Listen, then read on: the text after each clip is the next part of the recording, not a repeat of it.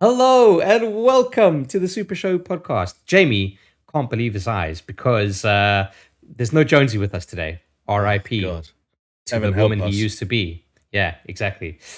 How you doing, Jamie? It's just I'm just very you well. and me in the hot seat. I know. So I'm actually doing this as it's something of a preparedness ritual. It's a very ancient technique. It actually wakes you up. The ancient Mayans used to do it before their famous podcasts that were beamed I across the see. world. Oh yeah, the Maya casts. Okay, good. Yeah, Big the time. as to casts. I Very Heart good. Aztec Radio. There we go. For those of us listening on a podcasting platform of your choice, I'm talking Spotify, iTunes, Google Podcasts, Aztec Heart Radio. Jamie was opening his eyes with his fingers like wide open, Oh yeah, like was that a Clockwork Clockwork Orange? Orange. Oh Yes, yeah, bro. one and the same. Except Do you I'm not. reckon that would be? Yeah. Do you reckon that would be a good punishment, like forcing someone to watch all Super Show episodes without blinking? I thought you were going to ask about the process in general, in which case I would have referred to the film and suggested maybe not the best way to go, unless you're trying to get them to kill themselves. uh, but the Super Show, I think the risk that you'd run there is that our product is so damn entertaining that they'd be such an interesting, well-rounded, funny, personable, warm person by the time they came out of that process that you'd corrupt the human race. You know how in order to thrive as a race, you need Hmm. equilibrium. You need good people and bad people, interesting people and boring people, ugly people and good-looking people. If too Yes. many people listen to the Super Show, you'd have too many interesting, funny, engaging personalities out there, and the world would be out of balance. That's my theory. I get what you're saying, but you did utter the word equilibrium, and now I've just got I've got that movie in my head now. I mean, yeah, it's in fact that's a better movie than Clockwork Orange, and we should just do the Clockwork Orange therapy, but make everyone watch Equilibrium, and then everyone I knows Gun Carter by the end of it.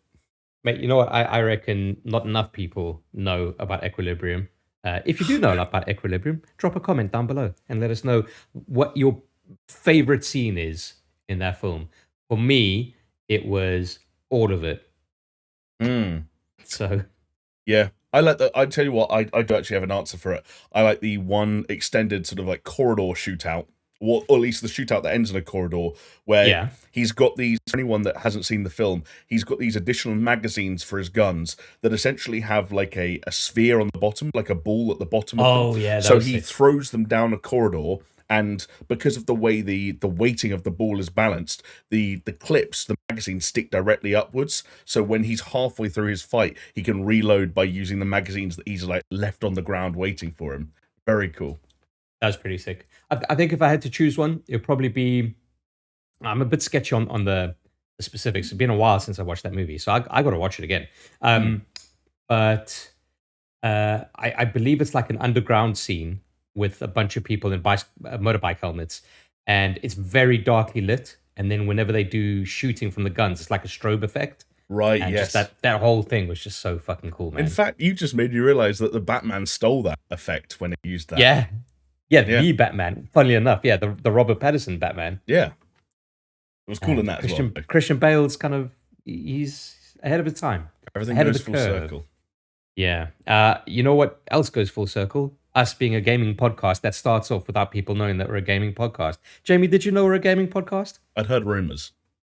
Yeah, apparently, sometimes a gaming podcast. Maybe we should change our tagline. Sometimes a gaming podcast. What You do you never think? know what you're gonna get. Like the Super Show is like a box of chocolates. You never Yeah. know if it's going to be a gaming podcast. That's the quote, right? Yeah, you never know if you're going to get herpes from the one with the really dodgy filling, you know? Could you You get know what I'm talking herpes? You about. could get herpes from a box of chocolates, couldn't you? Actually, think like mouth herpes. Yeah, I reckon so. See, in that, it's kind of like it just reinforces the truth behind the quote. You do never know what you're going to get. Wow. Uh, Funny enough, before we started recording, for the first time in maybe a decade, You got I, herpes. I no, well, yes, I had some jelly beans. What? Hang Where on. the fuck? Where does that come from? What does that have to do with getting herpes? Well, just because like you never know what you're gonna get, and the jelly beans are like all different flavors, Yeah, but then see, and it gives you there. herpes.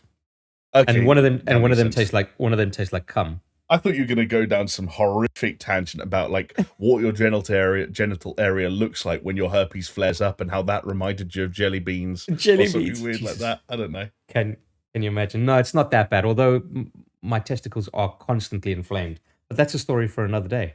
That sounds like diabetes. You should probably talk to someone about that. Look at me, bro. Do I look like I've got diabetes? I don't know. I can't see your legs right now, or if you have any for that matter. This is true. They did get amputated a very long time ago. Thanks for outing me. Yeah. Okay, you ableist. I mean, Is that it? Ableist? Some people have a gaydar. I have a diabetes dar. I can sniff it out from a mile away. Jesus Christ. Yeah, you could smell the gangrene. Yeah. Oh, God. I can smell the person using the toilet every 15 minutes.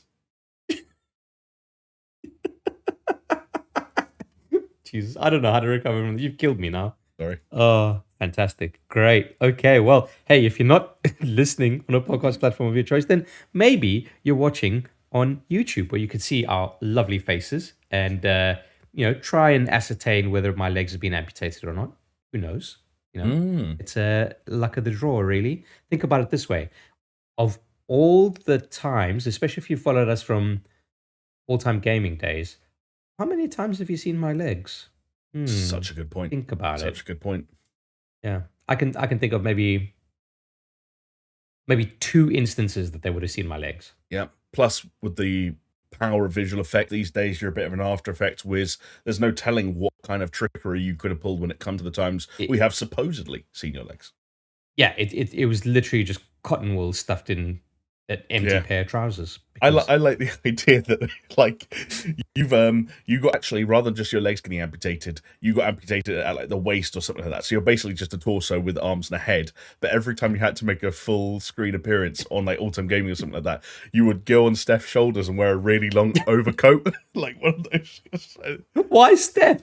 I don't know, because like that could have been the reason he wasn't there for like the first 4 years. Is that imagine Steph was one of the original people behind Chris's original legs. Yeah, exactly. That was his role. He was like, you have to play the role of Chris's legs.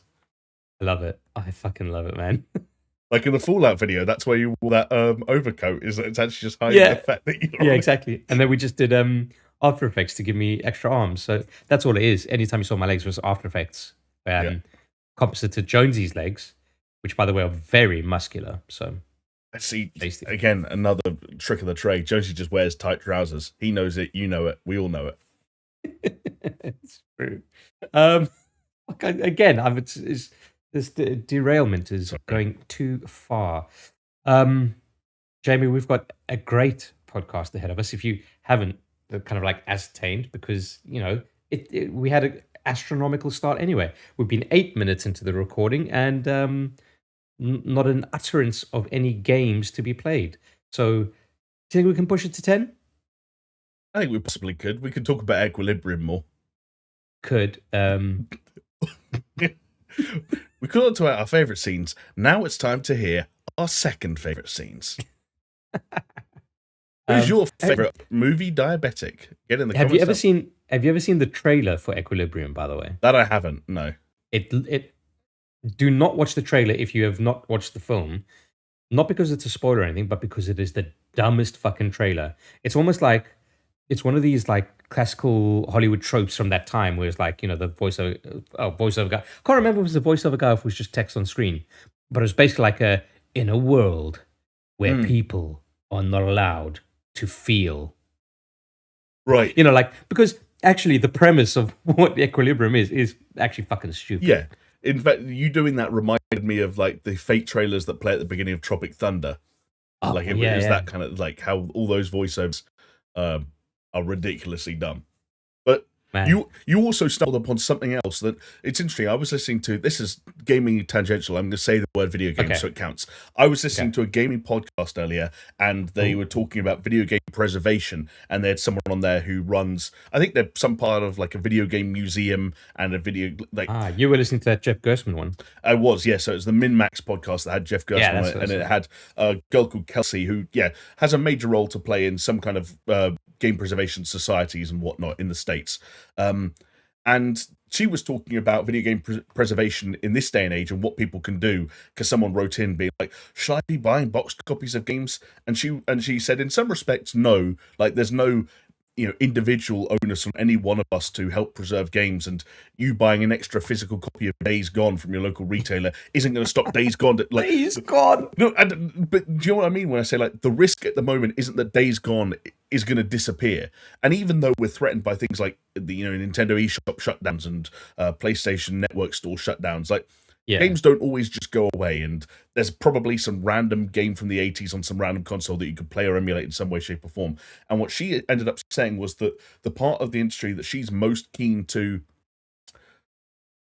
retain and to store and to make accessible to the future is, like, take a release like Stray this past couple of weeks. Like, take a game like that. How did it get made? Who did it get made by? Like, what was the process of making it? What was the reaction like? What was it like being someone who was on social media at the time when Stray came out? And that's the kind of stuff we take for granted in the moment, but we wish we could reflect on. Like, because they were talking about the quotes that end up on the video game boxes, and how, like, Bubsy 3D came out and someone wrote, like, oh, this is the new standard for 3D platforming. And at the time they were saying, like, yeah, things like that kind of just happened. And she was saying, like, preservation needs to get better at, like, why was that, like, what was there wasn't Twitter when Bubsy 3D came out, okay? But, like, what was the Twitter equivalent of, like, what was the vibe? What was the smoke on the street? What were people saying? And now it brings me all the way full circle, is that one of the things I wish we had better versions of was HD or 4K trailers of that era of movies you're talking about.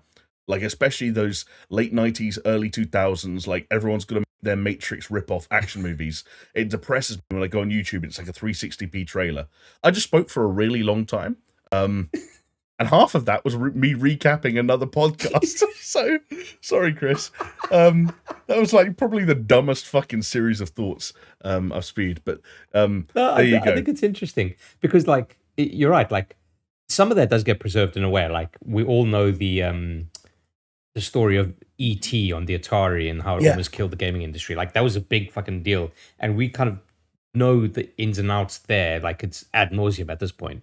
But, like, yeah, in 20 years' time, when people look back and they're like, oh, wow, there was one period in, like, 2020, 2021 where Animal Crossing was the biggest game in the world. Right, yeah, exactly.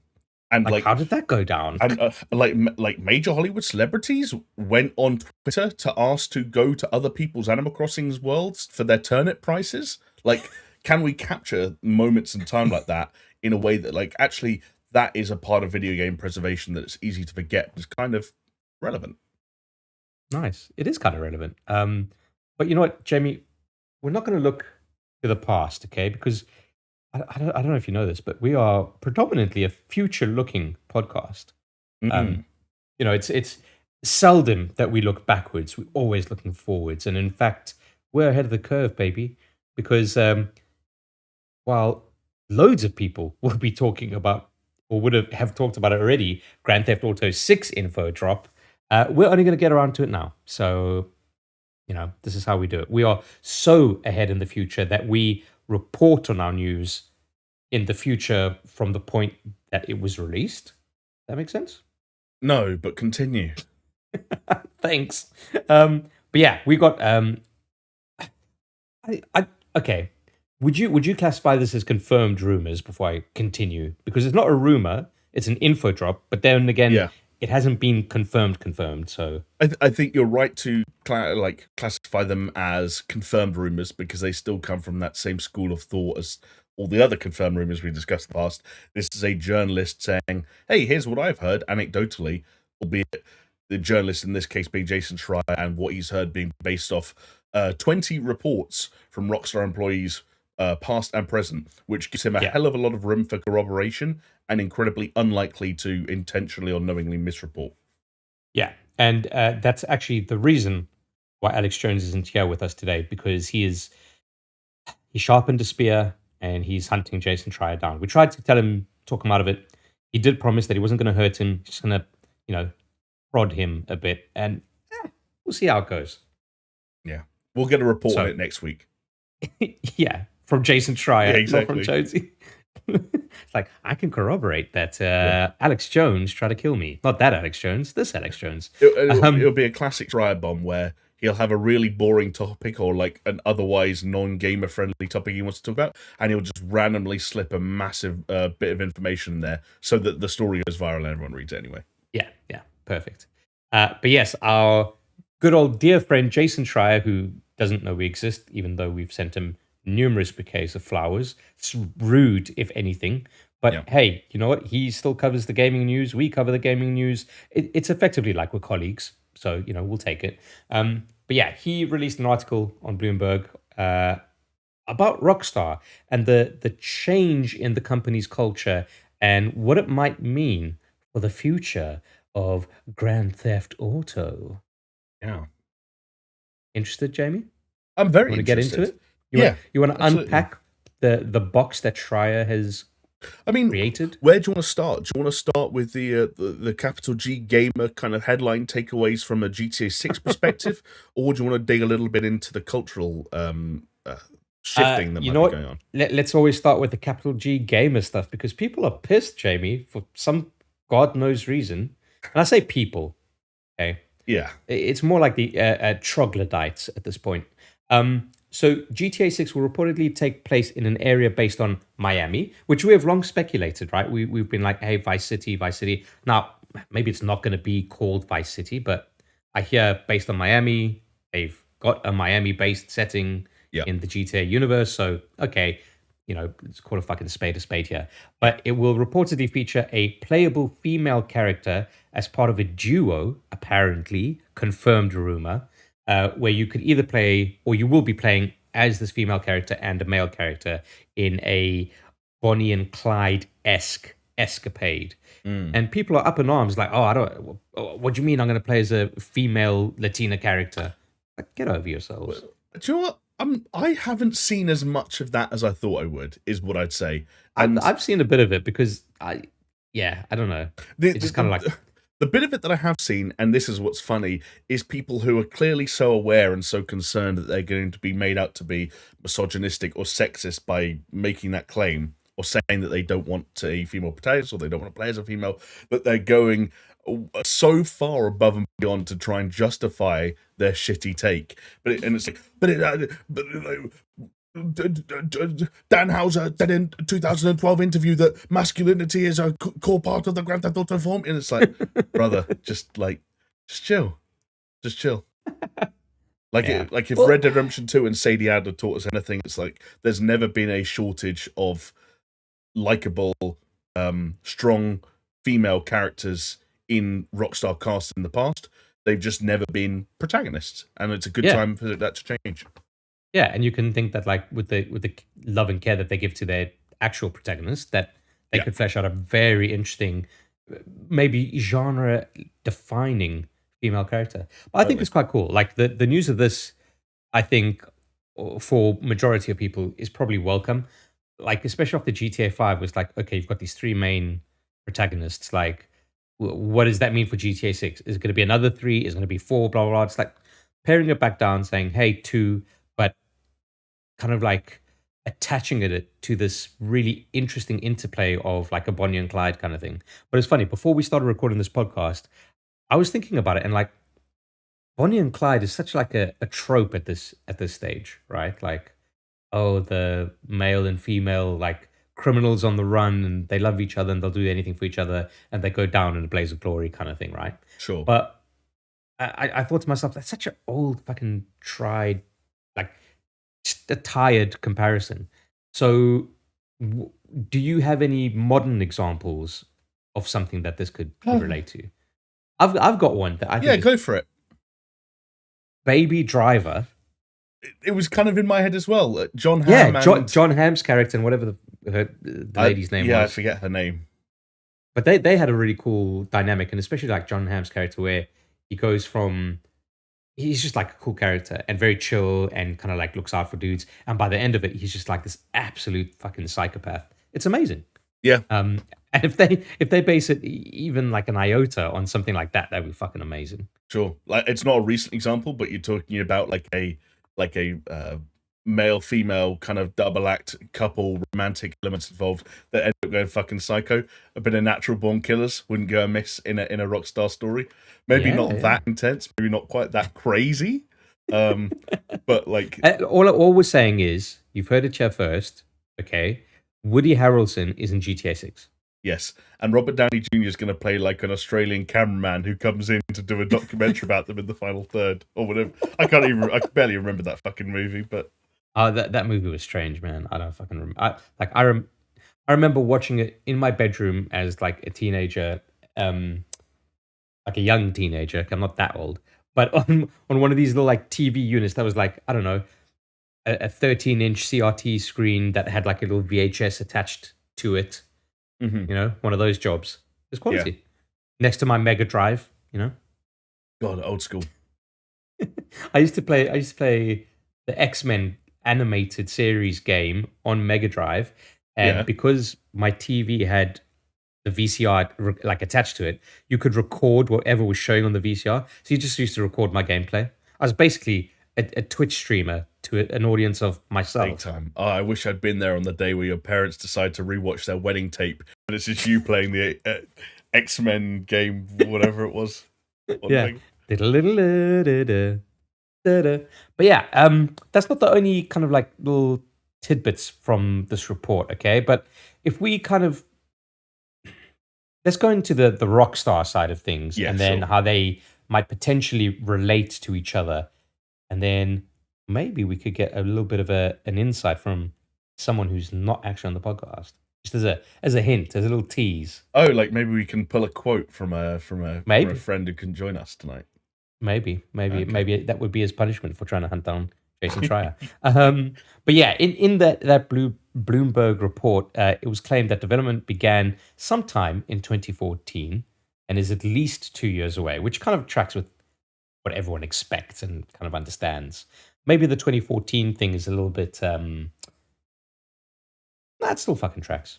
It still tracks to me. It tracks, but then you also it's very easy to imagine that it wasn't full speed ahead until Red Dead Redemption 2 was finished, which Yeah, would have been yeah, yeah. 2018, which meant 4 years of kind of like meandering small team production, which who knows how much ground they made up in that time. Yeah. Well, that's the part where they just like start poking and prodding at ideas, and Exactly. they settle on something, and then eventually the team becomes available to build it out. Yeah. But yeah, early designs call for the inclusion of territories modeled after large, I love this, swaths of North and South America. Because I think the project name for this was like Project Americas, wasn't That's it? right, yeah.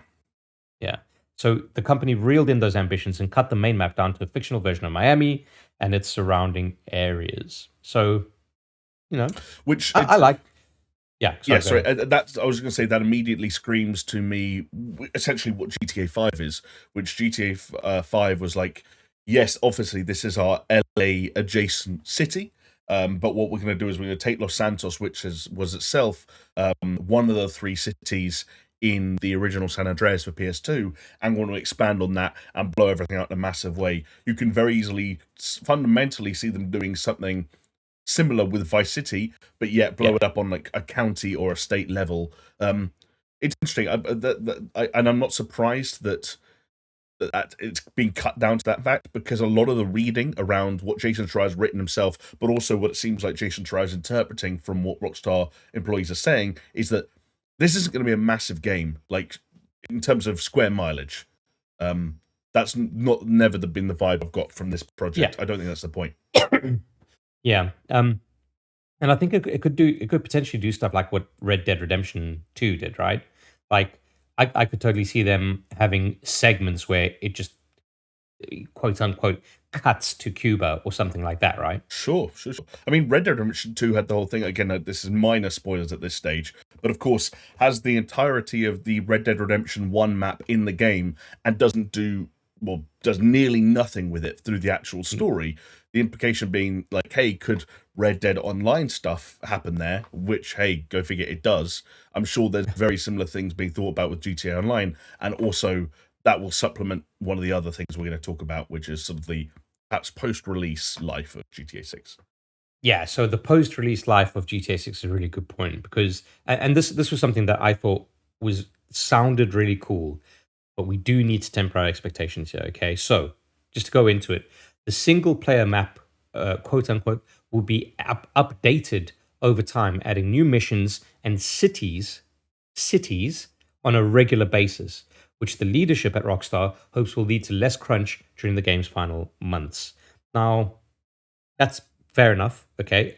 I think it's a cool idea to kind of say, like, hey, this section of the map is maybe inaccessible at the moment. And then, you know, further down the line, they release some more stuff and it opens up. It gives you a whole new kind of like, for lack of a better word, a biome to kind of go and explore. Yeah. The thing that we need to kind of temper our expectations with, I think, in this is, hey, do you remember all those promises of the GTA 5 kind of like DLC missions and stuff like that? Yeah, exactly. And GTA Online swallowed it all up, right? Yeah, exactly. Kind of killed it. Yeah. And the thing that like we haven't got any info is what is the follow up to GTA Online? Yeah, I mean, when I read this, I can't help but imagine whether they call it GTA Online 2 or whatever. Like, I don't know how that actual transition happens, but I think the online component of Grand Theft Auto 6 functions as the sequel to GTA Online. And when I read elements like this, like an open world that's updated over time, new missions and cities being added on a regular basis, as much as I'd love to be optimistic for the possibility of single player DLC, which of course never happened in GTA 5, but was prominently used in, for example, Grand Theft Auto 4 and Red Dead Redemption 1, I can't see that being the case. The way this reads to me is that this is a safety net.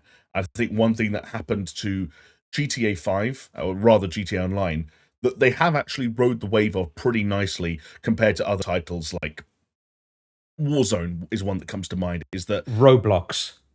Roblox is actually not a great example. I like the Warzone example. If that seems weird, is that because Warzone stands out to me as a game that they released as like a spur of the moment free to play title, and they didn't really think about how that thing was going to live, and that's why it was a part of the Modern Warfare launcher. So you had to download Modern Warfare, and it lived within there, but it was also a free to play thing within that. And then other Call of Duties kept coming out, and they couldn't integrate content, and it just became this mess. And one thing that GTA Online, the 20 as it exists now, what I've taught Rockstar is that you need to be prepared to make a quasi MMO that could be a huge money making generator for literally a decade. And I think if you're as prepared for that now as they are compared to where they were in 2013, I think you do everything in your power to make sure that is as big, as successful, but also just as as big as of a safety net as it possibly can, because you don't want that to die for premature reasons. You don't want that to die for technical reasons. And so when you say to yourself, like, look at where GTA Online went, where by the end you're not just doing heists, but you're like you're going to you're going to a random island and doing gigs with Dr. Dre. Like, they've clearly they've got ambitions for something broader. Why not work that into the infrastructure of the game you're making? That, like, hey, this isn't just a new expansion. This is like a new city or like a new part of the world that's opened up over here. And yeah, like I could easily see them exploring that territory. Like, hey, here's a street racing expansion, and rather than just using the streets of Vice City, we've actually added a neighboring city over here that's maybe a little bit more designed with that in mind, or whatever the case may be. Yeah, it's clever. And like talking about Rockstar's kind of like pedigree and learning and understanding from everything that's happened to GTA Online definitely helped them out with Red Dead Online. Well, but you make a great point.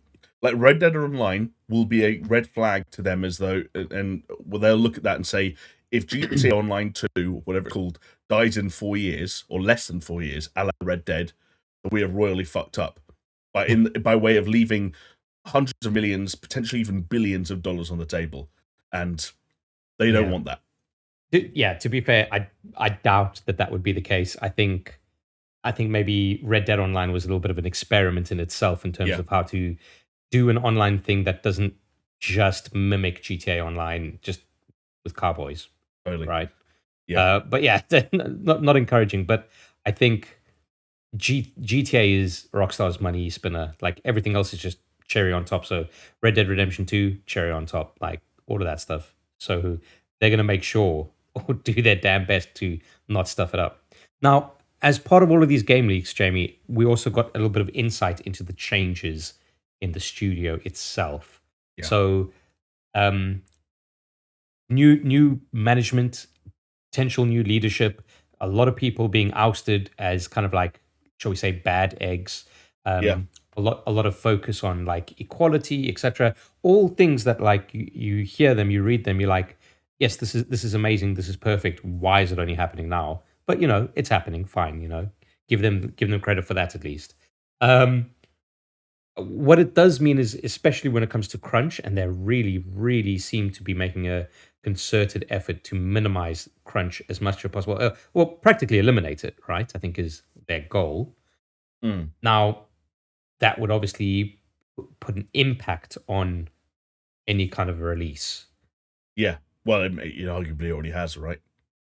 Well, yeah, exactly. We don't know because nothing's ever been officially confirmed, only confirmed rumors. But yeah, undoubtedly, because we would be playing GTA 6 now. I agree. This is where we get a little bit of a spicy take, and I wish Jonesy was here, because Jonesy's mental gymnastics in terms of this news coming out is him saying like, "Oh, it could be the death knell of Rockstar."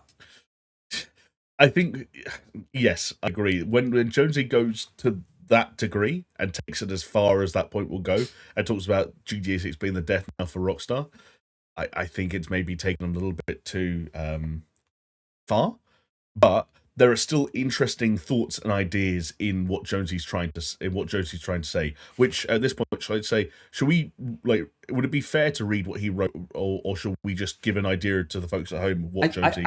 The thing is, Jonesy's not here to defend himself, right? Exactly. So, but then I think we don't read it. We just lightly comment on it because it is fascinating. Essentially, if I may, Chris, like the conversation that the three of us began having before we tried to kind of dive it off and save it for what you're hearing now was about whether or not improving conditions for employees in many of the ways that Chris just outlined, and improving, employee mental health, and theoretically, just improving conditions and circumstances for your workers actually creates a better product. Yeah, better environments creates better products. It's a given. But the issue is with video games, when you look at companies like Rockstar and companies like Naughty Dog, for example, there's a scary track record of horrible environments making unbelievably good games. The reason crunch was so ingrained in the culture of video game development and within that industry for decades, before journalists and certain developers and people who were able to split off and make new studios and become less reliant on the machine could shine a light on it, it was because it worked. Yeah, like games got made. They got made in less time. You could say it worked for the product. It worked for the product, yes. Yeah, but for a long time, the individual, the employee, didn't have a say. So it was like it either works for you or you can fuck off. Which is why so many people over the years have fucked off. Yeah, to create their own studios and then be the bosses that institute the crunch and not have to do the crunch themselves. It's a vicious circle. Yeah, and basically, if everyone just takes their little tablets and then they can start to feel again, Jamie, then we can shoot each other in the face with gun carters, yeah. I think it's gun carter. I don't know if Jonesy were here, he'd be shouting at us. Well, anyway. But yeah, that's GTA 6 and Rockstar in a nutshell. Yeah. Maybe that's what we should have these segments just called In a Nutshell. Boom.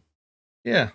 It's a weird one when you look at it, as you said, in a nutshell, because on the one hand, it's interesting when a journalist like Jason Schreier is willing to come out and put things on the line. And even if he's reaffirming information that a lot of us either already knew or could comfortably speculate, we talked about a Vice City or Vice City itself setting before. We talked about the possibility of, hey, if they're doing the multiple protagonist route again, it's likely that one of them's going to be a female. And you talk about Bonnie and Clyde and sort of like classic bank robbers. Bank robbers have never been far away from inspiring some kind of turn energy. Like parts of GTA 4 and almost the entirety of GTA 5 were inspired by like bank heist movies and so on and so forth. Basically, like Michael Mann and Heat inspired large chunks of what Rockstar have done in that series for the last decade plus. And so none of that was that surprising. Honestly, like the main thing about this article for me that was fascinating was how Rockstar are changing. And I'm going to be really interested to see what it results in for GTA 6 and also just how sustainable it is. Because, again, without trying to sound like I'm cracking the whip here, there is also an element of like, oh, this is so great that employees have got, a better system around them and are being more looked after, and they've got mental health programs and they've got flexi time, and they're not crunching for the first time in their careers. But fundamentally, you can't release a GTA game every 11 or 12 years. That's not how video game series work. Well, this is where I'm going to interject here, Jamie, because I think if you are a rock star, you can. Do you think? Because then Yeah. you're starting to stretch like generational relevance. I honestly, I don't, for someone like a company like Rockstar, I don't think it matters with their IP. You say a smaller company, sure, Yeah. or maybe even like, okay, Ubisoft could not do it, EA could not do it, Activision could not do it. Rockstar, yeah, But here's the counterpoint. Do you know when it starts to matter? yeah, The first time they release a bad one. yes. Then all of a sudden, can you wait 11 or 12 years for the next GTA game that might be good, that might reclaim a form of glory? And by the time that one comes out, do you know how long it would have been since the last good one? 20 Yeah. years. And then you are, again, like I said, testing those generational limits. It sounds like a stupid thing to say, but like GTA 5 will turn 10 years old next year. Yeah, but hold on, Jamie. Is this stupidity or is this genius? Okay, I don't know. release a bad GTA. Wait 10 years. People don't remember it's bad, Maybe. and they're just excited that GTA is happening again. I mean, some of us, you and I included, will always be in that camp because, Yeah. like, Well, think about it this way. Think about it this way. How much fatigue did people have with Assassin's Creed? It went away for 2 years, Jamie. Yeah, I believe it was 2 years, and then when it came back, it was like praised. Oh, look at this! It's a return to form. Open yeah, arms. Come to daddy. it did Let's change fucking a go. lot. You have to admit, It did change a lot. Yeah, of course it did, but it needed to. Yes. But again, with that, it was it is kind of difficult because that was like annual releases, and there was a slow, like Yeah. a great gradual decline. But yeah, Totally.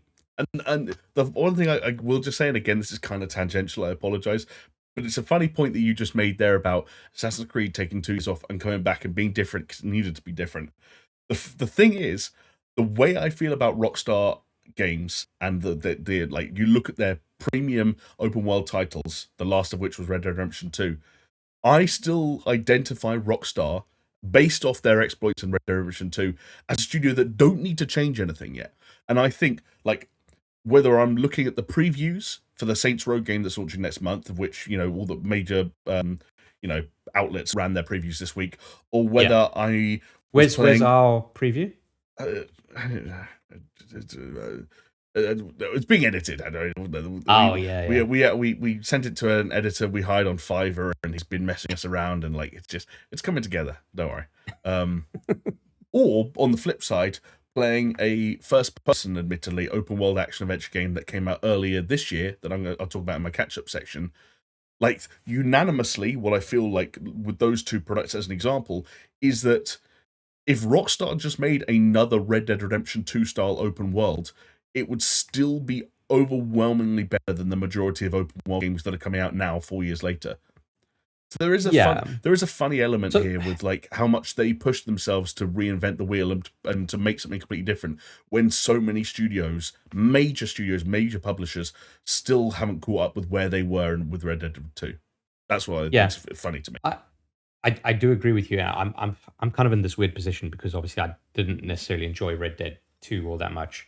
And I like you say they don't need to change the formula. I kind of think that they do need to change the formula, but I'm well aware that I'm in the minority. But what I can't argue against is other developers playing catch up to what Rockstar are doing. Yeah. Like there's just no arguing. There's no mental gymnastics I can do to argue that point. So it's a subjective thing. Damn. But yeah. Yeah. Well, when do you think we first see GTA 6 in any form? like a trailer. Right. Something Well, like that. okay. So whatever it is, it's not going to be fucking IGN or Jason Schreier or anything like that. It's going to be Rockstar. Agreed. Okay. Which is, it doesn't take a genius to say it worked for them with fucking Red Dead Redemption, and it didn't cost them like a cent, other than just making the trailer. Which is an internal team anyway. Yeah, it's going to be that. When it's going to be, dude. I mean, do you think we could see something next year? I you know me. I'm always willing to take a punt in terms of these times. Things are like, oh yeah, God of War is going to do this, or whatever. GTA is such a fucking thing that I have no clue. I have no idea. What do you think? I think there's a chance we see something next year. I think we get our first sniff something next year. We're going to get our first sniff of it, and it's going to be running on the Switch 2 Pro. Big time, yes, exactly. Mm-hmm. All the news outlets are going to confirm it. All the news outlets are going to confirm that rumor. Like literally everyone, it's going to track up with everyone's kind of corroboration everywhere, and it's never going to happen. It's also the reason it will happen though, Chris, is not going to be the Nintendo Switch Pro 2. It's going to be just Pro actually. It's going to be the Bloomberg Switch Pro. They're going to get so annoyed that they got egg on their face, they're just going to make it themselves. Yeah, boy. Jason Schreier's colleague that I can't remember the name of presents the Bloomberg Nintendo Switch Pro. It's real. Yeah. Stop making jokes. But yeah, man, like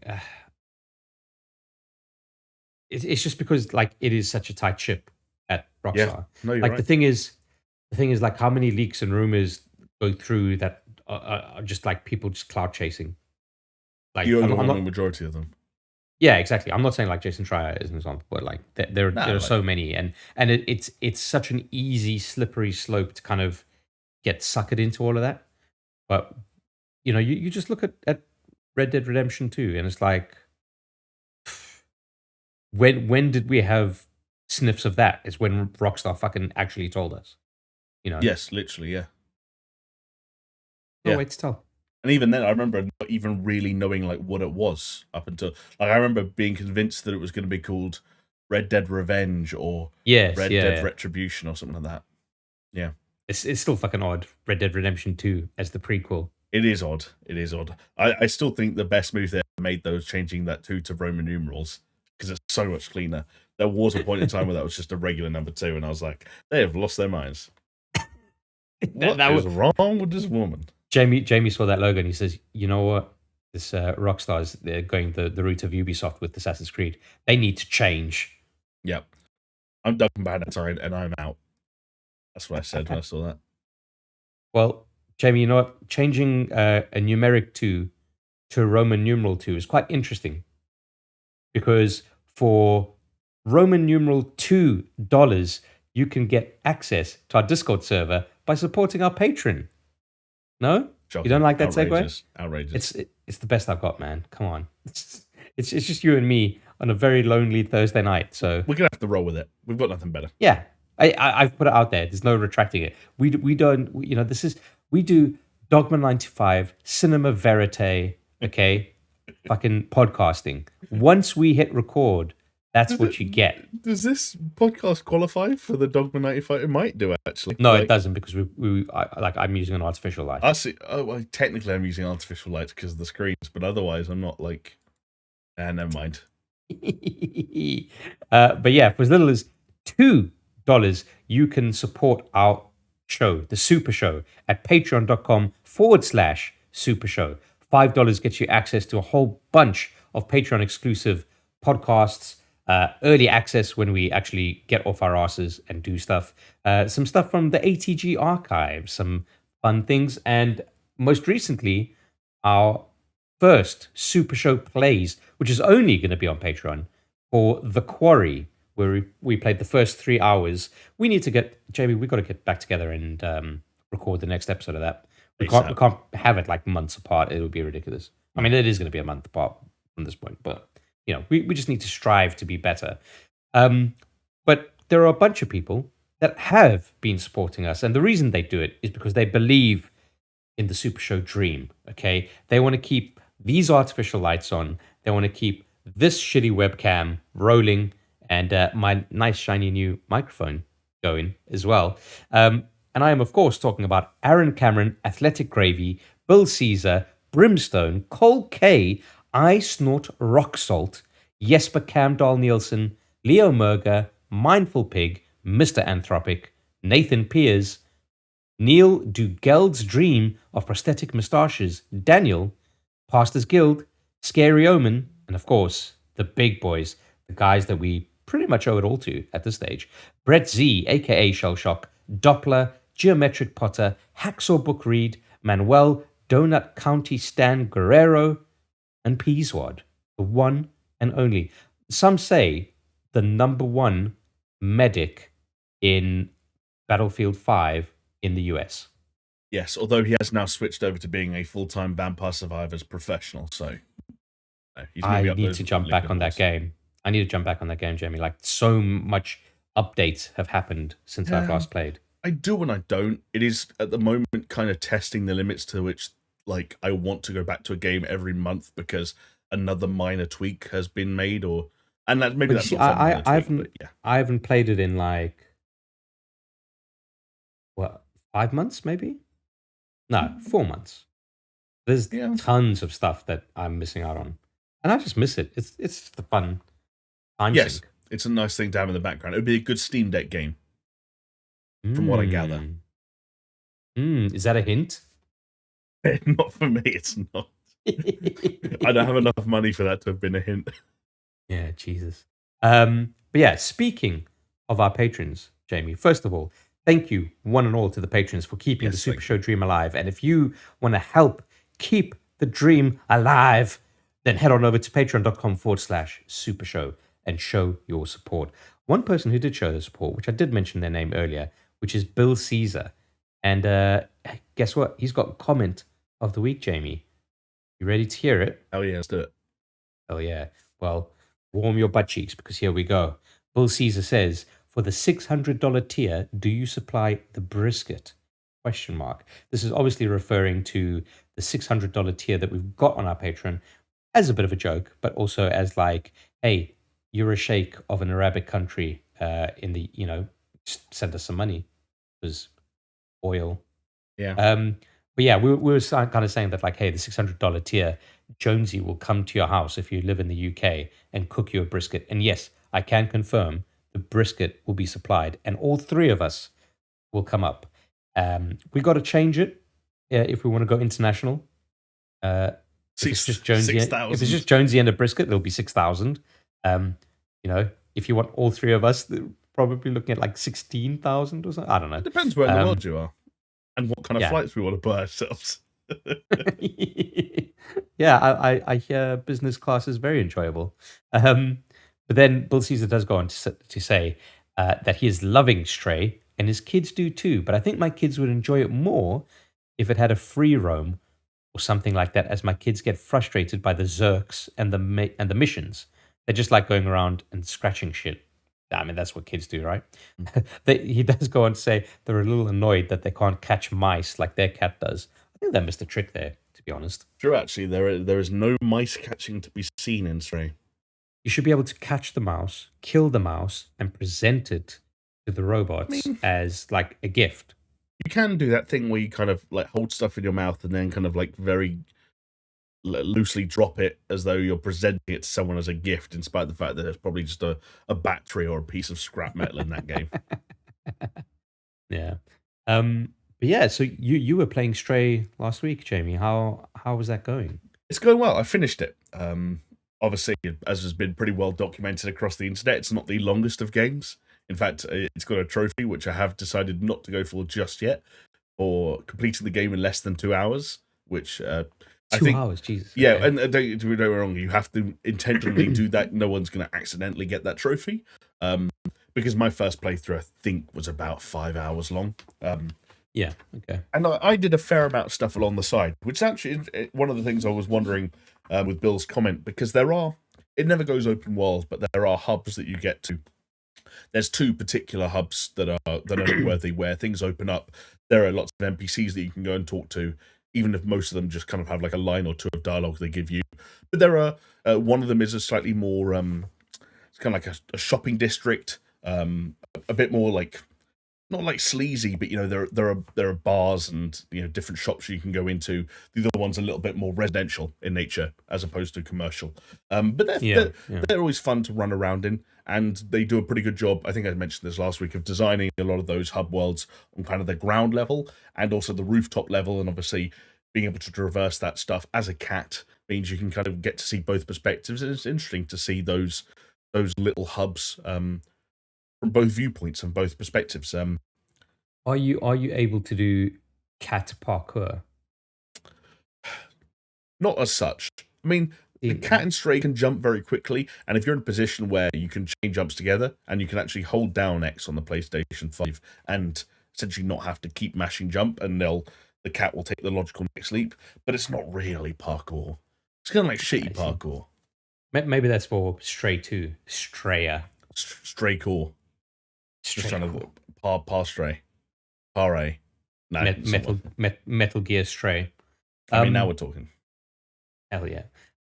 Okay, so like your final verdict on it then, seeing as you finished it? I really liked it. I think I've called it a little bit since last week, just by virtue of the fact that honeymoon period did inevitably end.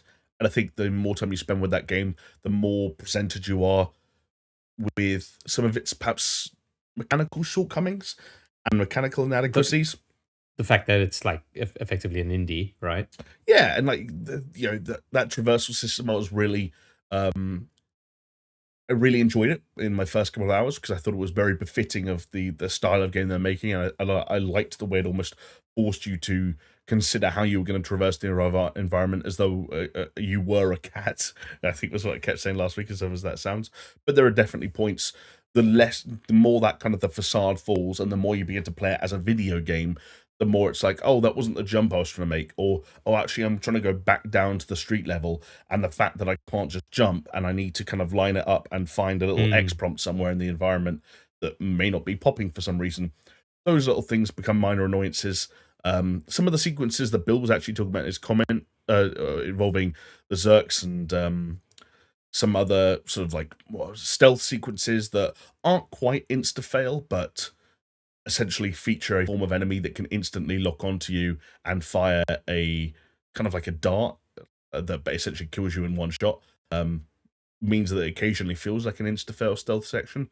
I was like, it got to the point where the narrative was winding down, and as the narrative was winding down, I was like, this seems like a weird stage to introduce some of the harder gameplay challenges that have been featured in the whole game. That was a very minor quirk in what was otherwise a very enjoyable game that I'm glad I played. Perfect example of a game that makes sense for that mid-tier of PlayStation Plus, because it avoids people paying full price for it, which I think, again, based on how long it is and replay value, it might have been slightly over-ambitious for someone buying it outright. But then again, it's done very well on Steam, so what do I know? I think it's a really quite charming game, and I enjoyed it very much. Yeah, well, I guess it kind of like goes back to what you were mentioning about like game preservation and the thing aside to the game where the internet just fucking loves cat games. So there we go. It almost reminds me of Untitled Goose Game. Yes. Like in terms of the hype and the build up for it, and then the game comes out, it's like, yeah, that's a fine game. I actually ended up not liking Untitled Goose Game, but even by the end of the stream we did back on All Time Gaming.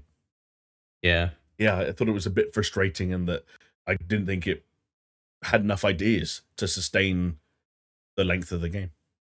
Yeah. And Stray doesn't have that many ideas either. It's just more elaborate, it's more built up, and there's more story, there's more lore, there's more character, there's more personality. There's more of all of the trimmings that sustain a game like that, beyond, hey, you're a cat. And that's the stuff I liked. Beyond, hey, you're a cat. I love that. That should just be the yeah, exactly. That's the tagline. Stray, hey, you're a cat. I mean, that's kind of what this game was sold on for months. And for some people, it still basically is just that. You see all those people that have modded, like, there's a guy that has a service that he'll mod your cat into Stray. That's smart. I saw I saw Garfield, and I also, in a rather disturbing twist of fate, I saw Grand Theft Auto CJ? San Andreas is CJ, yeah. It looks so weird. Dude. This Warped into the cursed shape of a image. cat. Yeah, lovely. Yeah. Yeah. What else have you been playing? The only thing I was going to give a shout out to, something of an opportunistic pickup, because it was a game I missed earlier on in the year, and I wasn't that inspired by the reviews, which was solid, but not overwhelming. Yeah. But it happened to go on sale as a result of the one that's ongoing on the PlayStation Network at the moment, and that's Ghostwire Tokyo from Tango Gameworks, which I have played about 4 or 5 hours of, and I like it. You've played a stray's worth. You're right. I've played a stray's worth of Ghostwire. That's the new measurement. That's the In new fact, measurement, buddy. Stray was partly what inspired me to play Ghostwire, because the idea of going into obviously a slightly bigger and more ambitious and open-ended game than Stray is, but something that was still a little bit more, not claustrophobic, but a bit more finite and a bit more measured than, I've been playing games like Death Stranding and Ghost of Tsushima recently, and compared to those, obviously, Ghostwire Tokyo, focusing as it does on one district of a city in Japan, is far smaller, and you're operating on the streets and through alleyways and whatnot, and little parks and of Shibuya, and so there's kind of like a I don't have a good word for it, almost like a cozy feeling to it, as opposed to, you don't have that horrible open world feeling of everything's just stretching out in front of you as far as the eye can see, kind of Elden Ring style, and you're going to be here for hundreds of hours. Ghostwire feels like a game that you start and you're like, oh, I can see why How Long to Beat says this is 11 hours long, which just sat right with me as a post-Stray experience. Okay, so then you're like maybe getting like close to halfway. Yeah, but I've done a lot of the usual shit of just going and doing collectibles and upgrades, and because that's the flip side of Ghostwire Tokyo, which is, for as much as it has a fairly interesting story premise and a very interesting sort of design aesthetic with regards to enemy design and the way it draws inspiration from Japanese folklore and Japanese sort of legends to design a lot of that world and the art direction and so on and so forth. The gameplay fundamentals are still very much rooted in, as I mentioned and hinted at earlier when we talked about GTA, open world action adventure fare, and it kind of just feels at times like they made 60 to 70% of a Tango Gameworks game and then didn't know what to do with for the rest of it, and so kind of like took Far Cry as inspiration basically, and were like, obviously you're not going to be riding about on an elephant and going up a mountain or anything like that. You're still on the city streets of Shibuya, but you're going to be going around and praying at shrines to get one more little bit of this, so you're going to go and be cleansing that to and very small focused encounters.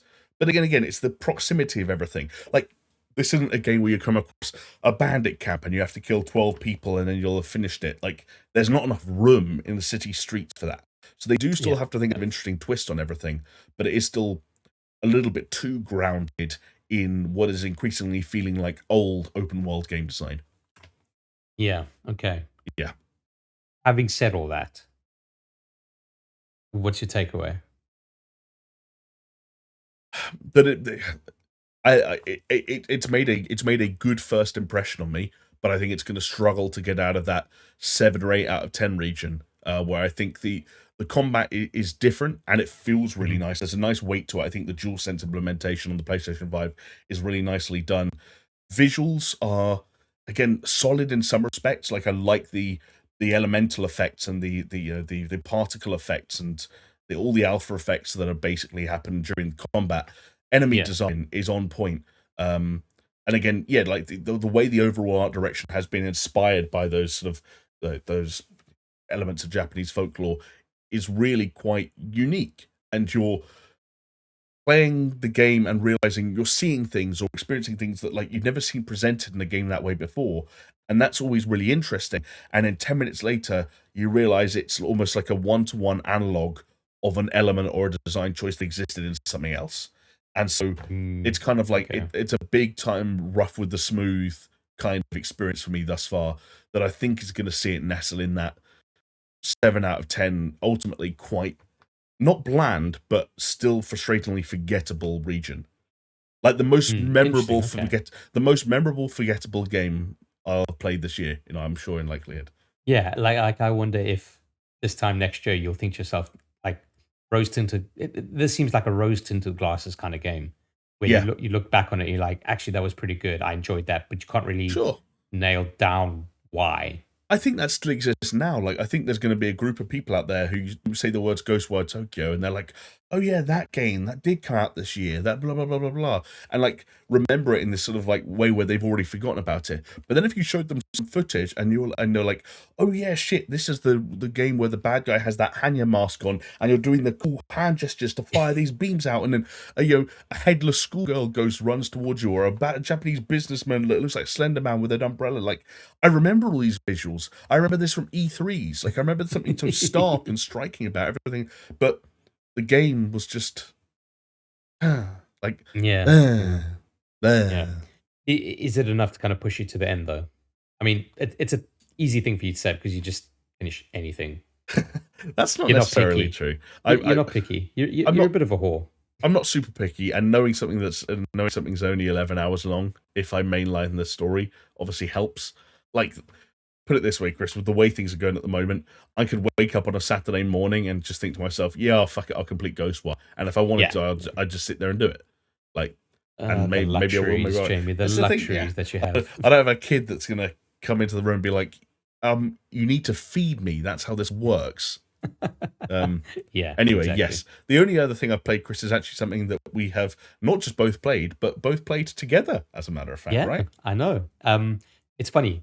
I managed to get a little bit of free time yesterday, and I got given a code, Jamie. The fine folks at Warner Brothers deemed it fit to send me a pre-release of the Multiversus beta. Before it was open beta. Yes. But I only played it yesterday, which is at the time of recording past the open beta. So fuck me, whatever. But they sent me the code.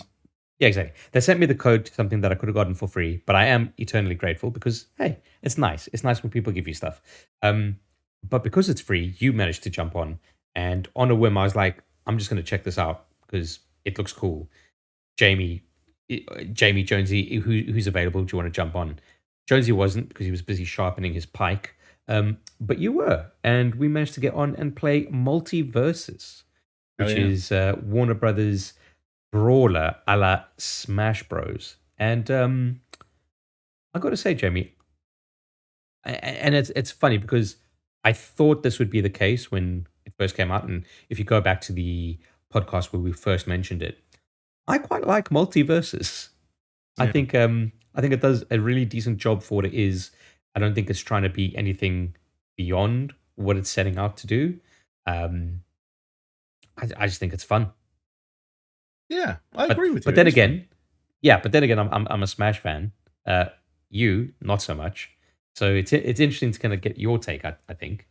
Yeah, me not so much. But then I think one of the things I said to you last night is one of the bad habits I've picked up along the way when it comes to my experiences with Smash, and not necessarily my fault either, is that I feel like across the last, like, I'll say like 7-8 years, because I have to account for the pandemic and how little this was happening during that time. But every time I played Smash, it was because someone who was really into Smash wanted to play Smash. And that meant that I was playing against someone who was infinitely better than me, and so I was jumping in a game that I was attracted to or drawn to because of its casual appeal and the recognizability of its roster of characters. And I'm the guy that goes, "Oh, it's Snake from Metal Gear," and I'm playing against a guy like, "You can't beat this character; he's illegal, and we can't do this stage because that's illegal." And it's like, of course, I'm gonna have a rough time. Whereas you and I coming to Multiversus fresh, playing, albeit a sort of a tangential experience to Smash Brothers for the first time against other people who are also theoretically playing it for the first time, or more or less the first time. And like, you have to ask me point blank, did I have fun? Yeah, I did have fun. We found a groove. Like, I found a character, you found a character, and other than it was kind of the perfect matchmaking balance too, which was either we were fucking annihilating punks, which felt really good, or we were having these really close matches, which was also good. Yeah, we never got annihilated because, we are pro MLG. But yeah, I think where Multiversus kind of gets it right, where potentially for non-fans of Smash, where they come up hard against it, is I think Smash Bros is maybe a little bit too technical, and Multiversus is just like, hey, we're that Smash idea, that genre, but it's for everyone, and everyone can be viable in this Yeah. as your skill level. Like it's a much more dumbed down version of what Smash Bros offers, Yes. and I think that benefits it. I must be honest. Uh, you know, maybe the more you play it and the better you get at it, you do maybe want a little bit of that complexity. But as like a casual thing, especially as a free to play title, like I can't really fault it. Like other than if you don't like the genre, you don't like the genre. Sure. I do hope it stays that way though, and because one of the things you just reminded me, and I'd have to get your take on this because you'll probably know more than me, is that can talk about whether or not multiverses can stay a casual and a beginner and user friendly experience. I always wondered with like Smash Brothers Melee, for example, was it designed as technical as it ended up being, or was it made as technical as it ended up being by the people who got so invested into it as an experience that they researched every single element so meticulously? They're the ones that found out how many different frames this lasted for. They're the ones that found out how technical the input and frame perfect the input had to be to make this happen. And before you know it, like I always had this picture in my head of Smash going in a direction that the developers never necessarily originally envisioned, but they kind of rolled with it.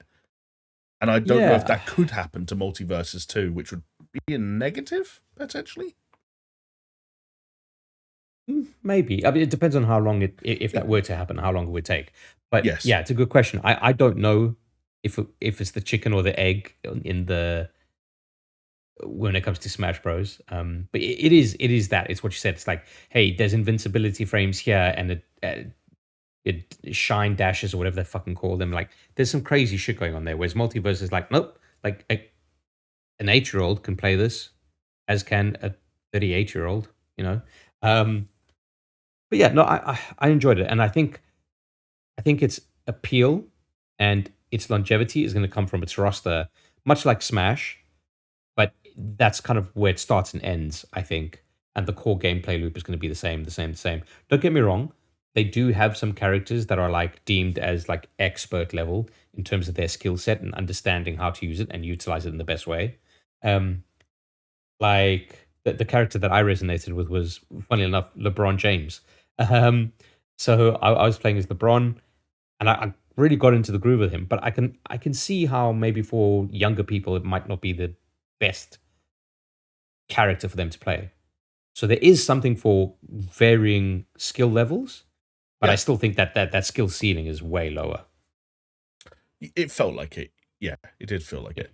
And readability was another thing that I struggle with Smash, but Multiverses feels like it's going a few extra steps to kind of improve it. Like even if it's little things like assigning a team kind of when you're doing 2v2 as we were, there's a red team and a blue team, and it kind of very subtly tints and shades characters in certain colors so you can always make out who's on your team, who's not on your team. Yeah. Like little changes like that that kind of in theory, you might argue mess with the aesthetic of these very recognizable characters, but are important for readability.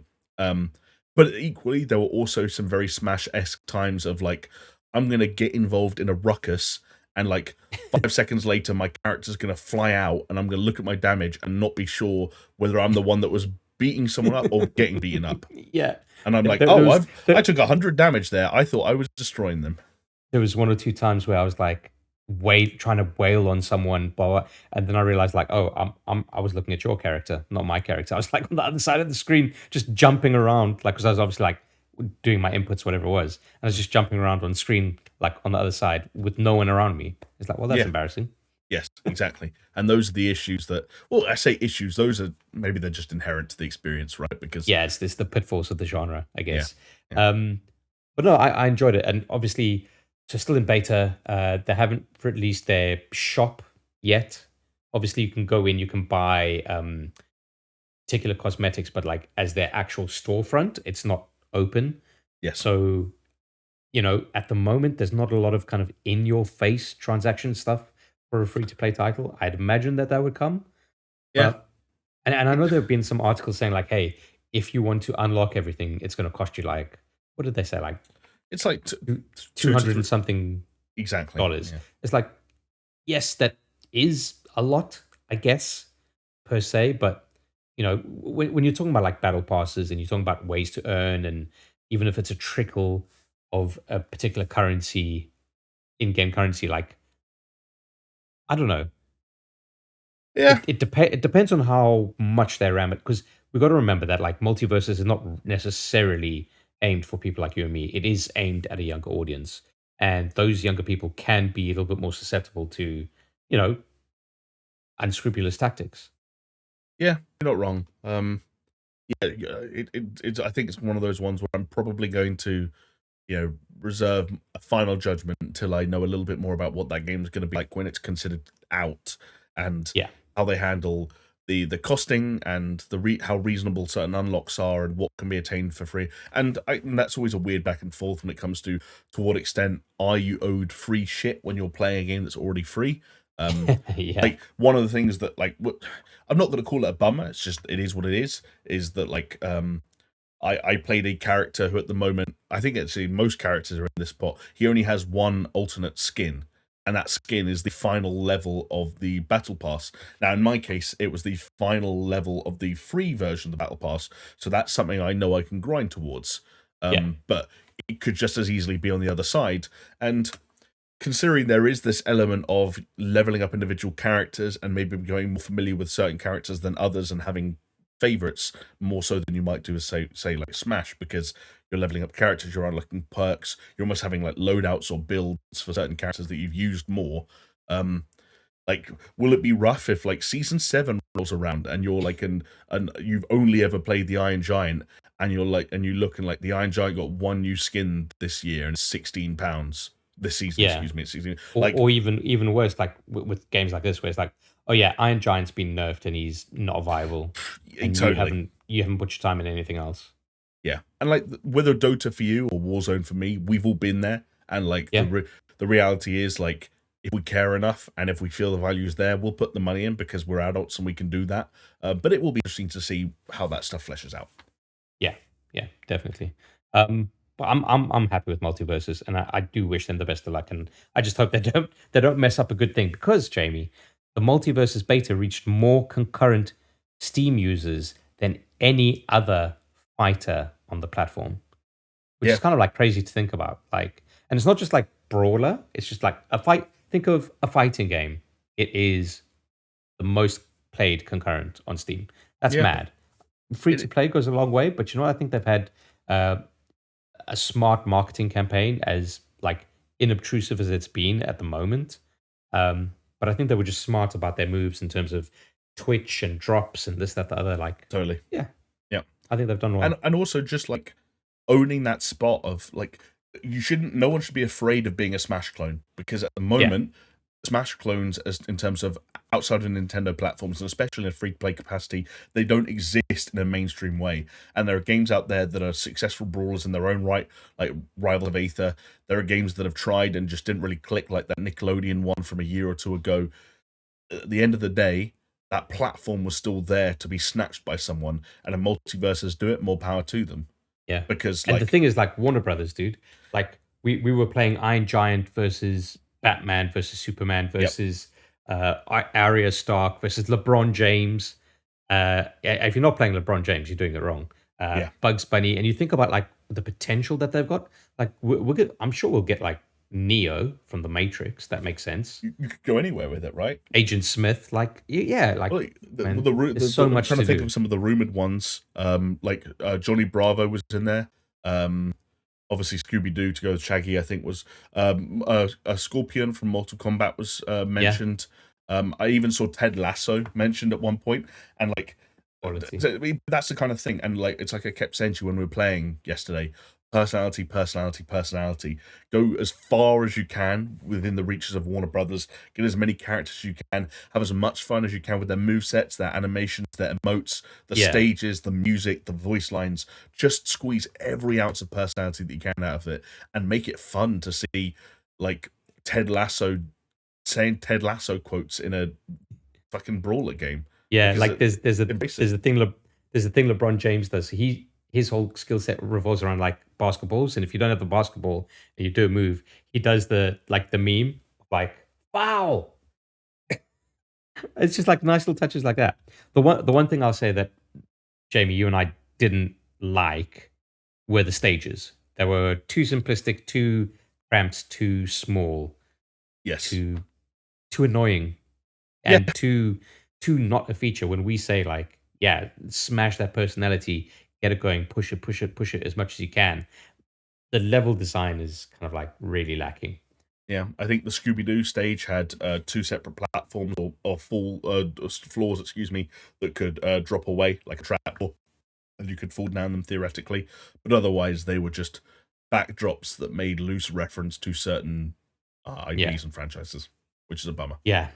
I think they could definitely take it a lot further. Not that they have to go like Smash Bros. Fucking crazy, fucking Brinstar levels with shit's flying all over the place, whatever it is, or the F-Zero racetrack where the cars coming by and they knock you down. But just Yeah, it doesn't need to be so cramped. no, People. It's a fighting game. People gravitate towards each other. Give them a bit of space. Like yeah, simple thing. yeah, no. But yeah, man, no, I enjoyed it. I hope to play some more of it because it seems a lot of fun. Plus, uh, so I got given the founders pack, so I spent all of it on LeBron stuff, and I unlocked his cowboy skin, Yeah. where his emote is he does a little salsa dance. Like Nice. I'm in it, Jamie, for the long haul. So The other thing you've got, and a lot of people have pointed this as to like concrete evidence of just what their plans are. The version of the game that you got gets given, I think, almost twice as many like free character unlock passes as can be spent at the moment. So like you'll I think slightly more than that. I think I was given 30 or 32 like character tickets, yeah, and I think I've got 18 character tickets left, and I've right, yeah, unlocked everyone. exactly. So like the next 18 characters they get dropped from Multiversus, you can unlock immediately. And Yeah. I will say that every single character can be unlocked with the regular currency you get for just playing the game. And after one session yesterday, I had enough to buy any character in the roster the regular way if I'd wanted to. I haven't done it yet because I was choosing who, but yeah, Yeah. Yeah, that's I think Jamie and I were kind of like trying to scrutinize is what is the grind like in this game, and how forgiving is it, isn't it? Obviously, these things can change. They, the developer, I think it's called like Player First Games or something. They can go in and tweak these values, whatever it might be. But the time being, I think it's okay, and I think it's definitely doable if you keep on playing. The games are short, like 3 minutes each, just about. Matchmaking takes a little bit of time, but you'd expect that to just get better and better. Um, and then in terms of the battle pass, like as long as you're following like the daily quests and stuff, like you could fill out that battle pass relatively easy. It's only 15 levels. I know it sounds like we're shilling. We are. I mean, I've been given the game, sure, but there's been zero expectation. I haven't signed anything. I can say whatever the fuck I want about it. I mean, But it's free, I enjoyed right? it. Like, Well, I think that's why they're not bothered. They're like, it's free. Just yeah, talk like you about it. try it, I guess, right? Like that's the other thing. Yeah, and to be fair, it could have been a lot worse. Yeah, Like, it could have been worse. I when when I played my first match of it, I was like, I hate this. I'm telling Chris, I'm not long for this world. And in the end, we played for like, yeah, a good an session. hour and So a half, 2 hours maybe. Yeah, it was good. Well, that's the catch up. I mean, I played some more Elden Ring, and that's about it. That's it. You've had my Elden Ring second. I nearly bought Elden Ring on the weekend. I was going to surprise you. After that, No. I think if I hadn't been so like if I didn't want to play something too big, hence Ghostwire. But like if it hadn't been Ghostwire and if I'd been in the mood for something more open ended, it could have been Elden Ring. Also, I was very busy on the weekend. Just got, like my Ghostwire time has really been midweek this week. Yeah. My last weekend was very busy. This weekend, not so busy, but I need to complete Ghostwire first. Hmm. I don't know, dude. I don't know. Touch and go. Touch and go. It'd be really good. I'll tell you what. B Rob did leave a comment on our last video asking when I was going to stream again because I haven't streamed in a very long time. Like I think over a month now. No, that's not true. Under a month. I think I streamed the day before my birthday. Um, Okay. I'm hoping to get back to it either this weekend or next week. So if you want to see some more Elden Ring, maybe convince you, please, Twitch.tv sir. /Hot Panic. Yes, /Hot Panic. There we go. And my Multiversus name is Hot Panic, one word, capital H, capital P. Hit me up. I don't really remember mine. That gave me some default generic. Oh yeah, it was like fucking butterfly moth 64 Yeah, it or had some the shit. word moth in it. Yeah, Kind of cool. is it? It's like Buffalo Bill. Was he butterflies or moths? Yeah, he was moths. Right. Yeah. See, that's cool. I can dig that. Yeah. Yeah. Maybe that's what I make my actual name. Just Buffalo Bill 69. Yeah, do it. Why not? Sounds like a good idea. Warner Brothers didn't have anything to do with Silence of the Lambs, did they? He'd be a great character. I don't know if they did. I don't think so. Let's have a look. His one of his specials. He just makes everything go night vision mode and first person. He puts you in a well, and you've got to put lotion on it. Yeah, exactly. He swings around a basket and hits you with the basket and steals your lotion. Now that was distributed by Orion Pictures, but one of his emotes is he makes a lamp out of your skin. Lovely, really, really nice. Production company was Strongheart Productions, distributed by Orion Pictures. Orion Pictures just sounds like one of those classic like 90s companies that like either doesn't exist anymore or got absorbed.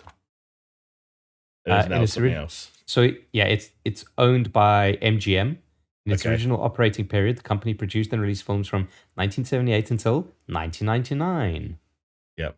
And MGM are owned by Amazon and Comcast. Oh, well, there you go. Fuck me.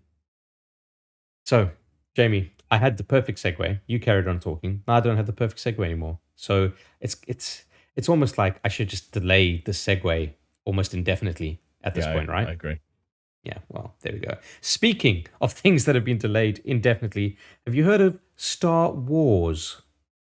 Is that the what's it called? Dr. Spock? Half Vulcan, half human. Yes, exactly. Gotcha. Have you heard of The Empire Strike Back? That's the one where he's the boulder. He runs away from the boulder. The boulder's running towards him. The little Asian guy. Short round, short stock, round stock, short round. Full stop. I think getting into. Hey, I didn't do the impression. I just speculated about his name. Okay. You know that dude's back. He's in Everything Everywhere All at Once. Yeah, I know. It's quality. I still haven't seen it, but I want to. Me neither, but yeah. Anyway, Jamie, Star Wars Knights of the Old Republic, which is a beloved old BioWare RPG, which was actually very good back in the day. Obviously, kind of difficult to play now because it's just kind of like really old BioWare sensibilities, which maybe doesn't translate as much these days. But that's probably why someone somewhere thought it would be a good idea to remake, not remaster, remake from the ground up Star Wars Knights of the Old Republic. One of the better Star Wars games out there, especially when it comes to story. Some great canon. And guess what, Jamie? It's been delayed indefinitely, but in the fucking most brutal way possible. Oh, bro. Yeah. This was one of those ones where it was like, the headline was like, what the fuck? And the article just made it even worse. Yeah, I'll tell you what. My throat's getting a little bit sore. I need to drink a little bit of Coca-Cola. Do you mind laying this out for us? Yes, sure. So essentially, putting you on the spot. No, not at all. So the remake, as Chris mentioned, was in development over at Aspire, and it had been in development since since when did they do? For at least 3 years. And it was announced last September for PlayStation 5 at PC. People remember it was a big part of the PlayStation Showcase last September, where it was shown off alongside the likes of Spider-Man 2 and Wolverine. So fair to say, high-profile placement, people getting excited. There hadn't been any real news or updates. This was one of those ones that people just thought was ticking along, and we'd hear about it when we heard about it. But it has now been delayed indefinitely, following what has been described as a demo of the game that was shown to production partners Lucasfilm and Sony. The implication here is that Aspire, who, again, context here, originally planned to have a version of this game, or I should say the game itself, ready for the end of 2022. So there was a point in time where this was planned for this year. They showed a vertical slice of the game to Lucasfilm and to Sony. The reaction or the feedback to that vertical slice was seemingly so negative that Brad Prince, the game's design director, and Jason Miner, the game's art director, were both fired. And then studio heads are said to have informed staff this month that the demo hadn't met internal expectations and that work on the game was being paused, and the company is now seeking other development opportunities. I mean, Chris, like, I don't know if this means that this is just being put down and never being picked up ever again. I don't know if this is just them evaluating their options, and the word indefinitely is maybe being used with a little bit too much pessimism. But however you cut it, to have a game in development for 3 years, for it to come time to say, hey, Sony, hey, Lucasfilm, here's what you've partnered up with, and the reaction is 2 key senior creative roles are removed, and the projects are put like that. That's the worst possible outcome you can imagine. And not only that, because a lot of this stuff kind of like happens behind closed doors. And yes, this is just a report, but still, it's pretty fucking damning, and it's pretty public. It's rough, man. Like, I feel for everyone involved at Asper Media and Brad Prince and Jason Miner. Like, okay, they might have done a shit job, but that still doesn't take away from the fact that they were clearly passionate, or you'd imagine, about something like this and worked on it for 3 years. Mm-hmm. It's brutal, Yeah, is what it is. But that is how the cookie crumbles in the entertainment industry. Like, if something is not up to scratch, then I think better to, especially something as beloved as like Knights of the Old Republic, Jamie. I think better to get it right than to just half-ass and put it out, because you're just missing an opportunity there. Yeah. Like, technically, this could be something that could print money. You're talking about Star Wars, one of the better Star Wars stories across media, and a beloved game from a beloved franchise. Like, it should have been a home run. Yes. I think what's going to happen, because now it's the whole speculation of like, is this going to be vaporware? What's going to happen? This, that, the other. I hate to say it. I think it's going to be taken away from Asper Media. I think it's too juicy a prospect to leave, but I just think maybe the idea is that Asper Media is not the people to do it. Yeah, totally.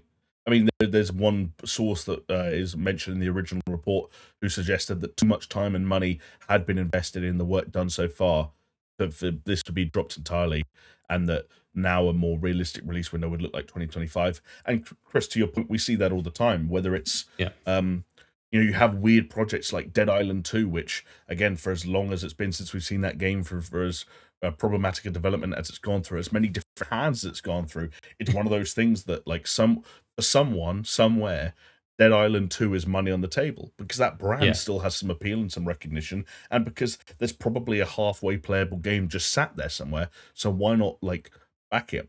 Or, like, what we see all the time at the moment, what I'm now tempted to trademark and call the Ubisoft Shuffle, which is just like, we can't cancel this game, we can't hope this game disappears, we just have to keep tinkering with it until we have something we can release. I think that's what ended up happening to Roll of Champions. I think that's what we're going to see of Skull and Bones in 4 months' time. And if you believe the rumors this week about another game that's actually gone into play testing already, Beyond Good and Evil 2.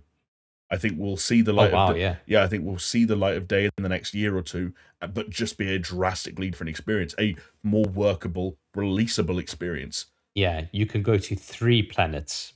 Exactly, literally, yeah. Yeah, it is kind of crazy, man. Like, I feel for Texas-based Aspire or Asper, however you want to say it. Yeah, it's kind of rough, man. Yeah, no, it's never nice. How many employees do they have? It doesn't. 2. It doesn't.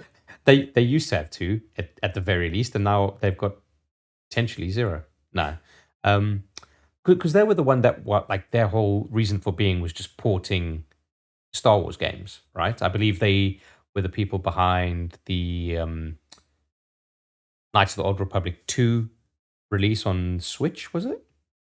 Which Yeah, itself had like a game-breaking bug where you couldn't progress. yes, they did a lot of that stuff. They Yeah. did the Fahrenheit Indigo Prophecy remaster for Quantic Dream, and then Did in they do Jedi Knight for Jedi Knight and Jedi Knight 2 and Jedi Academy for Switch, I believe?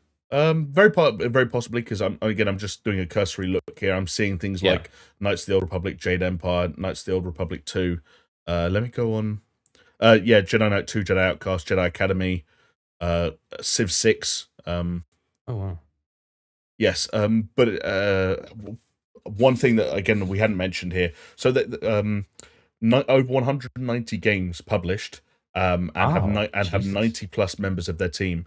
They were acquired by Embracer Group in February 2021, and Okay. then Embracer added them as a studio under the Saber Interactive label. So Whoa, weird. Okay. Aspire now operate under Saber Interactive, which themselves operate under Embracer, which I suppose isn't that strange when you think like at a certain point by the year 2030, every single game studio in the world will be owned by Embracer Group. Yeah, pretty much. Or But yeah, Microsoft. Or or Microsoft Microsoft, Studios. yeah, exactly. Yeah. Kind of interesting, man. Uh, Early. another quick one that's an interesting one in terms of like being fucking shelved indefinitely. Ubisoft has denied it's planning to cancel Roller Champions, Jamie. Remember that gem? I No. No. don't just remember it, Chris. I played it like 3 weeks ago. Well, at least you still remember it then. It can't be all that bad. If you'd be like, what? Who? Yeah, I guess so. But yeah, there was a lot of kind of like speculation, especially around all the reports on Ubisoft canceling a number of games. And I guess Ubisoft felt the need for Roller Speed to put out a post saying, "Hey guys, don't worry, it's not being cancelled." Kind of. Yes. So they're on season 3 of Roller Champions, and they did put out this thing saying, "Hey, don't worry, it's not being cancelled." But season 3 is just going to be extended indefinitely. Yeah, they're basically, they feel like they have other work to do. And this is a quote here from one of the developers. They're making sure they focus on what the players have told us they need, and that supersedes all other priorities, which is essentially where they're saying we keep working on and fixing the game rather than actually making content or releasing content. Personally, Chris, if I had to guess, I don't think I don't think it was that any journalist got particularly wrong or bad information here. I think the Yeah. Ubisoft are just being very careful around what the word cancel actually means when it comes to a live service game, because Roller Champions can still continue to be live and downloadable and playable, and the service could be completely functional for years to come. And I'm sure Yeah. Ubisoft will never refer to it as cancelled, but that doesn't mean anyone's really working on it or doing anything for it. Like, at a Yeah. certain point, you can't blame them. Is it really cancelled if one person keeps on logging in? Yeah, exactly. Yeah, or even if one developer, like, what if you have one developer who like has an output of like one hat per month, and he adds it to the Well, store? that's the. I mean, I might make some fans cry now, but that's the Team Fortress 2 formula at Valve, right? Like they've got one person who occasionally like scrubs a little bit of code, Yeah, and then hey, it's not dead. it's the internship program. Every summer, you get a new batch of hats made by our interns. I love that. Oh man. Okay, well, Jamie, from games that are not coming out to a game that maybe will be coming out potentially. Yeah. Because EA is reportedly making a single player open world Black Panther game. Mm. Wrap your head around that one. Yeah, Okay. that is a bit of a topsy turvy head spinner of a mouthful. Yeah. Yeah. Single player open world Black Panther game. It's a lot of hyphens, probably too many. Not enough, I'd say. Damn. Hyphenate each and every single word. Oh, damn. Now you're talking. E-A. Single hyphen player.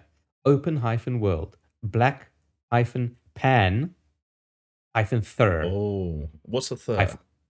That's what you got to play the game and find out. Oh, okay. Now I'm hooked. I'm in. I'm Yeah, now invested. you're in. Pre-ordered.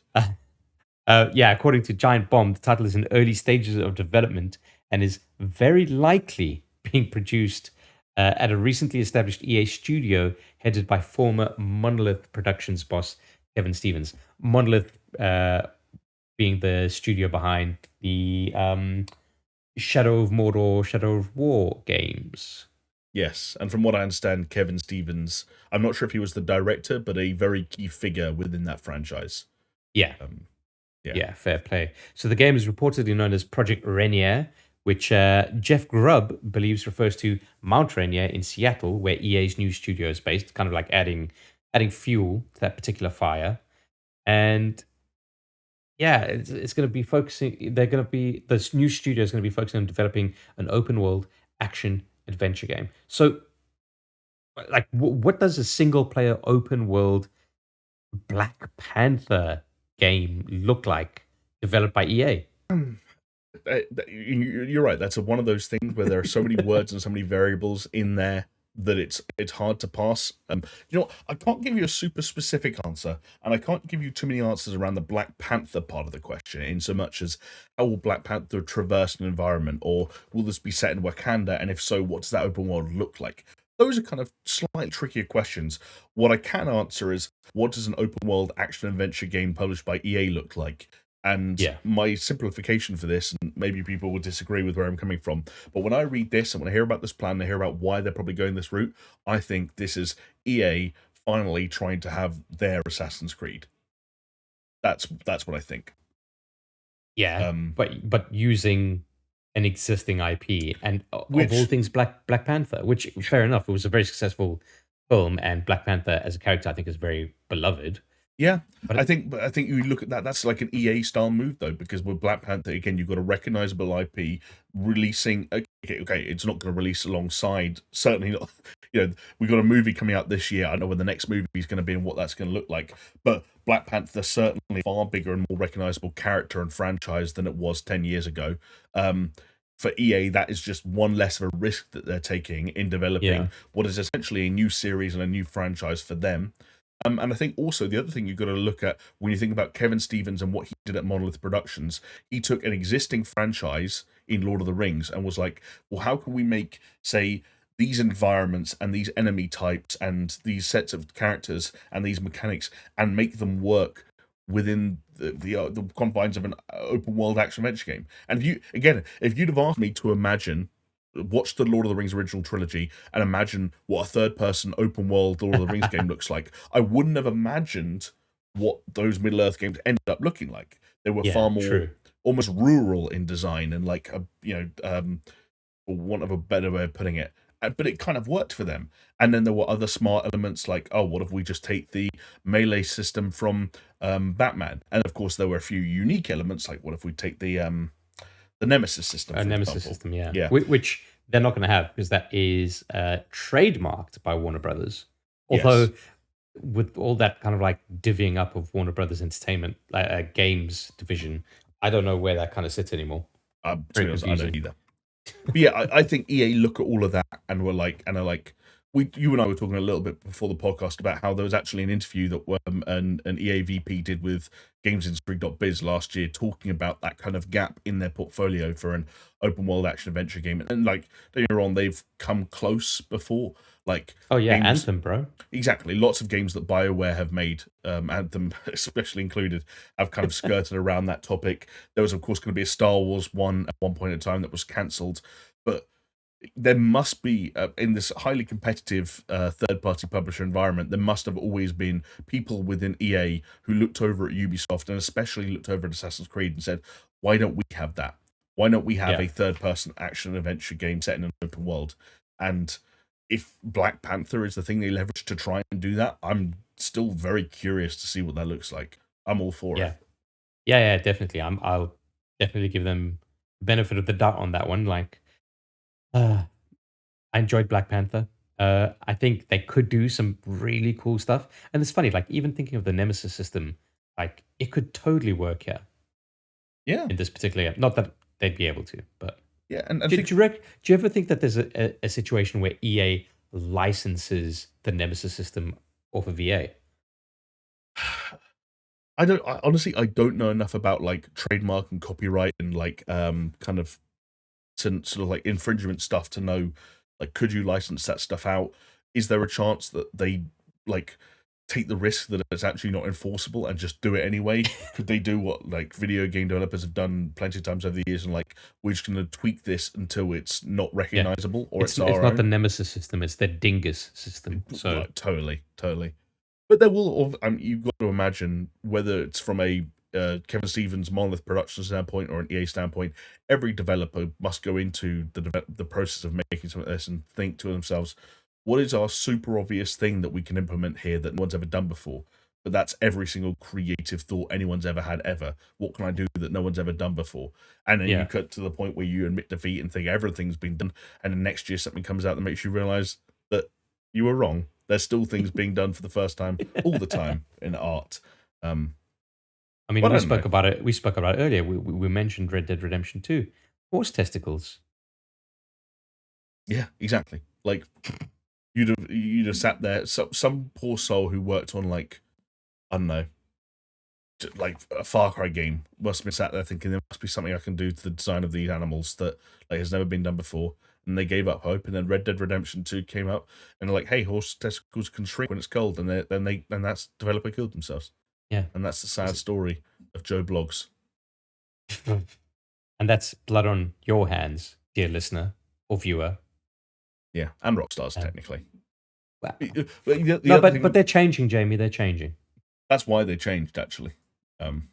No, this is a weird rabbit hole I don't want to cut down. One thing I will say is that Black Panther, and I've only really been exposed to him as a character through the MCU, there's also lots of variety there. We've seen Black Panther obviously operate within Wakanda, but also Wakanda, for as much as it is a unique locale, coexists with the regular real world, and Black Panther in the MCU has had plenty of excursions out into the real world. Also, Yeah. traversal, Well, absolutely no-brainer. He can move super fast. He can probably climb up buildings if you needed him to. Like, high tech gadgets. Like, high-tech gadgets, upgrades. yeah, I mean, his first introduction was in Winter Soldier. No, not Winter Soldier. What was the one after Winter? Civil War, which was Civil War. based in Germany. Because there's that thing of like the Wakandan officials giving a speech or something, and there's a terrorist attack or something like that. Yeah, exactly.